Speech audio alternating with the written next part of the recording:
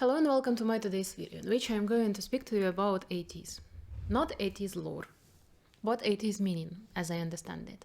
And why not ATEEZ lore? Because ATEEZ lore is so fucking complicated that I'm not autistic enough to even understand it. Speaking nothing about figuring out it from this music, from the songs and music videos, okay? There are people who are doing it. I respect them with my whole heart and my whole mind. I'm not one of such people. No, not my thing. But actually I started to think about making this video because of the video that I came across in Instagram, where someone said that you can't be a teenie and to be apolitical or to be right-wing. Because what did you not understand in the songs of ATEEZ? What did you not understand in Break the Wall, for example, or Guerrilla, or something like this, or Halazia? And I started to think about it from that point, and the more I thought about it, the more I realized that ATEEZ are actually, like in my opinion, ATEEZ are not political.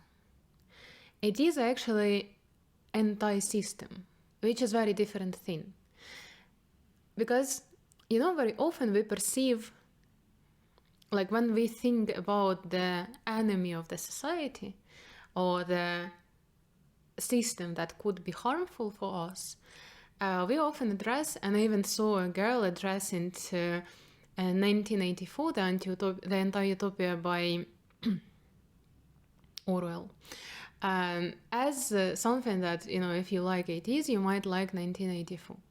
1984 is actually an anti-utopia which is about totalitarianism, about the reality in which everything is controlled, especially including like the thoughts and the perceptions of people. It is propaganda, but also it is like there are special state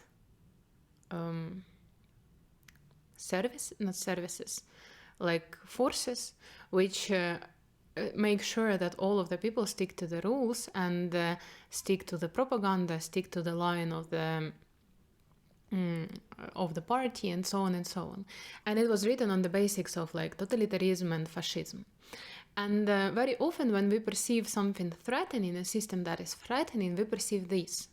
But actually there is another anti-utopia, which is called Brave New World, and it was written by Aldous Huxley. And while the first one is very, very popular, the second one is much less popular. It happened so that I read them one after another when I was 18 probably, or 17. And it's very interesting because Brave New World is actually an anti-utopia about the reality which is very similar to the one that we live in right now in the civilized world, because it describes the social economical system where people are just meant to do their thing, like do what they are meant to, what they are supposed to do to be the part of this system. And they are supposed to have very shallow interests and very shallow communications and conversations, and the influx of information is so wild that people are not capable of putting together like anything about the reality, anything about they have been told. They just jump from one information to another, from one information to another all the time, and they can't, like, they don't even have, like, they can't even have the freedom of thinking. But it's not restricted. It's rather like there is so much mass in the informational field that people cannot even find a way to structure it in any way. And also there is my favorite thing about it. In this anti-utopia, there is something like a drug, which is openly served, given to people. And whenever someone feels off, someone feels like upset or bad, sad, anything, basically they're like people say to each other, well, take this drug and you are going to be all right. And this second anti-utopia, it shows not less challenging and not less dangerous reality. The reality in which you are not actually restricted. No one follows you, no one is watching what you are doing. You are just so stuffed with information and with goods and with antidepressants and alcohol and weed that you don't even have the time or the willingness to figure out what is happening around you, to figure out what are you. And I feel like, these two anti-utopias, they need to go together, always, everywhere. Because one of them expresses what the system can be like if it is too right. Another one expresses what the system can be like if it is too left. But, except for that, right and left, in my opinion, like in the political sense, is not the issue. Neither right nor left. It's not that right are wrong and left are right. It's that the issue is not about your polos of the political system, because the tendencies of leftism and rightism are actually natural. Some people are more conservative, some people are more liberal. It's like it's even physiological, it's even in the nervous system. Some people stick to how it is, some people want to change something. It's even like biblical subjects are about it, like there are biblical narratives about it. So it's like, it's natural, and it's the way the system is supposed to be balanced. Because something needs to stay the same, something needs to be preserved, and something needs to be changed. The issue is not in the left or the right.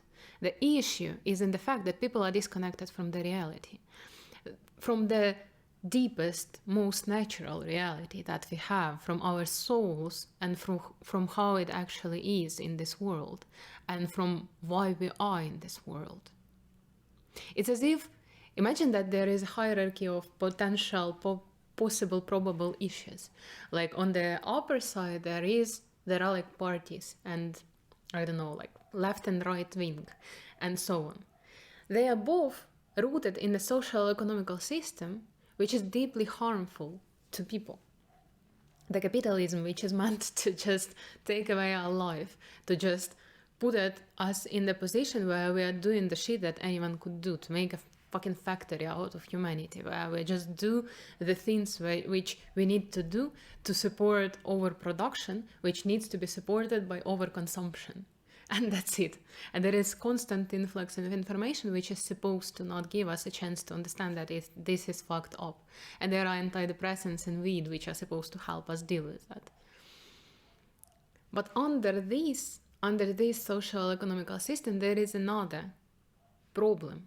And the problem is that we, as people, are not ready to go against the system. Because if you don't work, if you don't think, if you don't operate in the logics of the system, you need to have your own logics.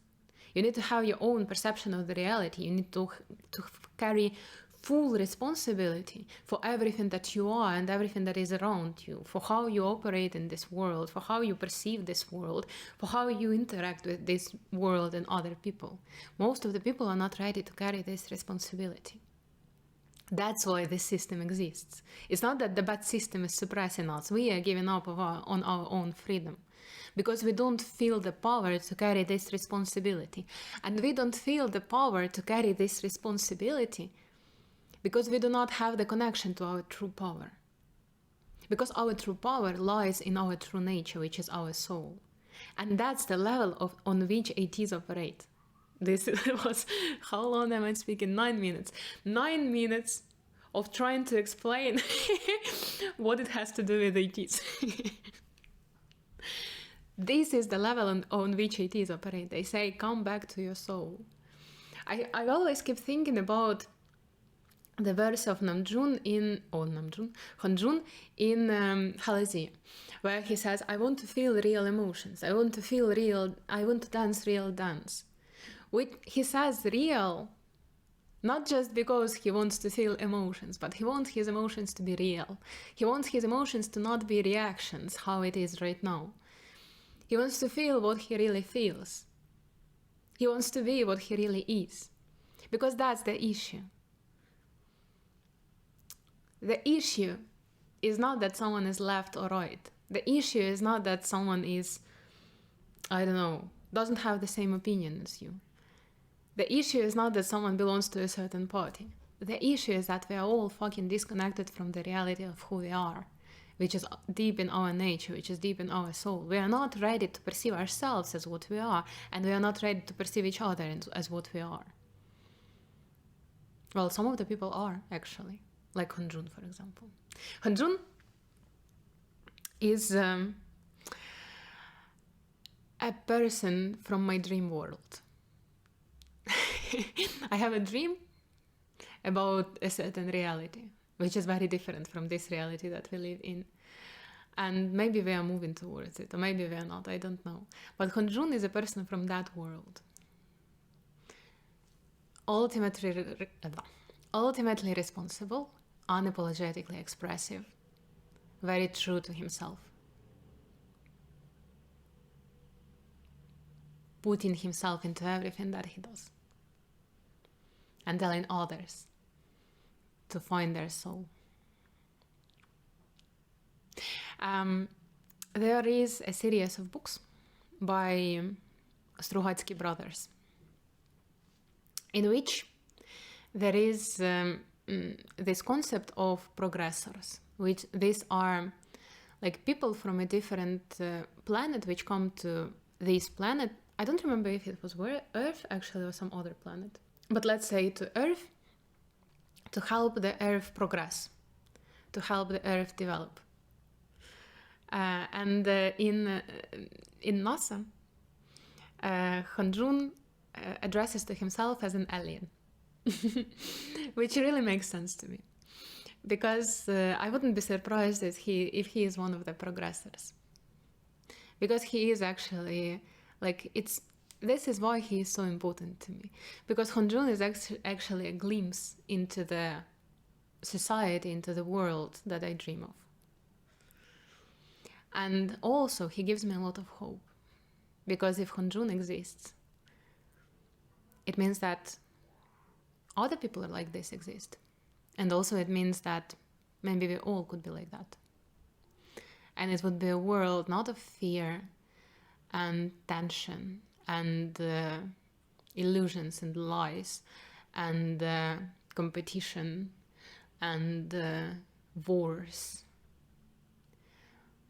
But it could be the world of expression and creation and love and cooperation and authenticity and ease and love. Did I say love? I think I said love. But the more love, the better. Oh, that was such an interesting video actually to make. I felt so much anger at some point. But now I feel very relieved. Yeah, ATEEZ are not political. ATEEZ are anti-bullshit. And that's my favorite thing about them. Thank you for watching. See you next time.